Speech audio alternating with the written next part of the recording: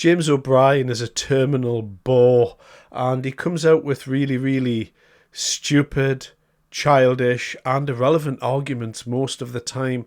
I think it's because there's no one to actually challenge him direct on the show that he goes into these monologues where he believes that he's talking in a really clever way and that he's dropping his truth bombs, when really he's just showing his complete ignorance as to the base features of humanity, how we view each other as human beings, and what national pride means to a majority of the people in this country.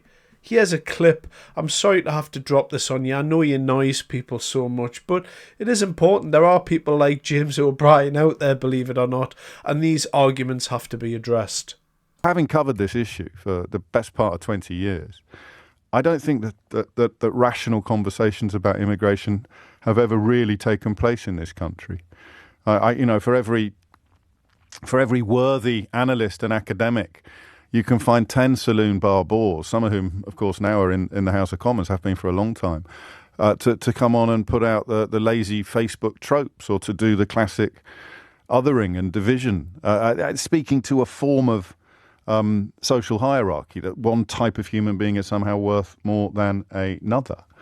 But when you learn that the numbers, the big numbers, are plummeting, in a logical universe, you take the sting out of the whole immigration debate. Whether the sting should be there or not is moot now, because everybody's speaking to the people queuing for the ghost train. I just don't know. So 3 distinct areas from that video that I will very, very briefly cover. I'm sure you've got your own ideas as to what he has said there, but I will just cover 3 there. Irrational conversation? No. Nobody ever asked me.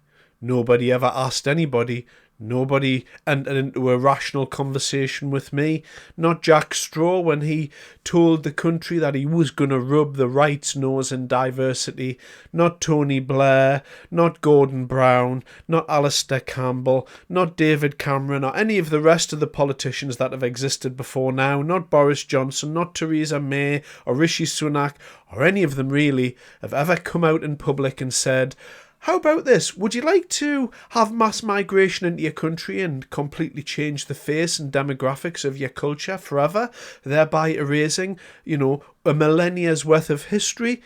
Do you want to have a chat about that? Because I can't remember that happening. Social hierarchy. There's a very, very easy point to relate to within all of this, and I'll put it as succinctly as I can. Human beings deserve respect on a humanity-based level.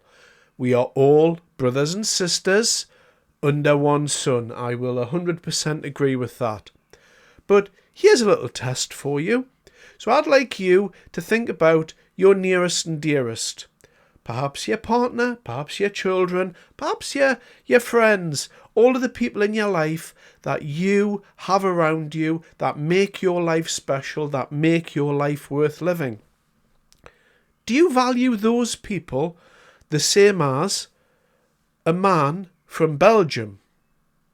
It's as straightforward as that. And the answer to that is yes. I value those people more because they're part of my family. They're part of my friend. They're part of my immediate structure of life. So let's expand that, shall we? Let's expand that to a city, to a county, to the country. Do the people of this country matter to me more than the people not in this country? And the answer to that is yes, they do. Of course they do. Because English people, I'm an Englishman, and if you're an Englishman or an English person, you matter to me. You matter almost the same if you're a Scottish person, a Welsh person, an Irish person, but not the same, because I believe that as an Englishman, the English people are the best. And there's a very, very straightforward reason for that. I'm English. Does it mean I hate people? No. Does it mean I hate other people that come here? No. Does it mean I hate Scots people? No, none of that. Doesn't mean any of that. It means that I hold those people in higher esteem, with a higher level of regard. And the final point, the last vestiges of the argument. Now, these arguments here are going to be thrown out with greater regularity as time goes on and as we approach the next election, because essentially the people advocating for mass migration are losing the argument. And so the final argument is the demographic argument, and it goes something like this. Your population is declining, and as it declines, you're going to need to care for the old people. You're going to need people in society. Otherwise, society's going to crumble. And the answer to that is, yes, it is.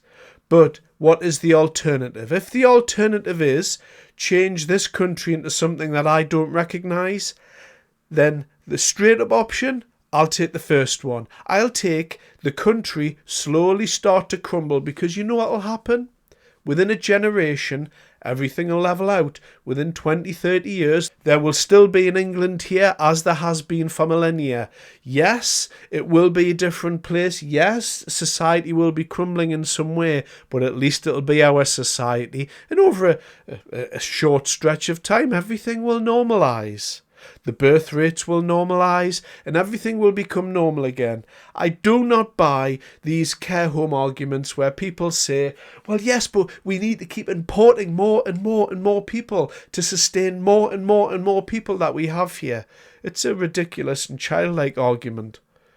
We don't need to be bringing people here from other countries in order to sustain our way of life.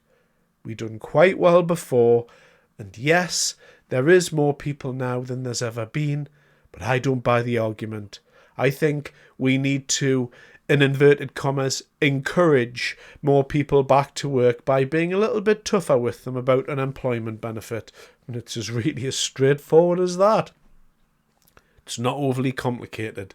If the choice is between keeping the English culture, which I know and love, and I'm sure a lot of you do too, or changing the face of our society forever and a day so it's not even England in order to keep everything going as we have it now, I'll take option one every single time.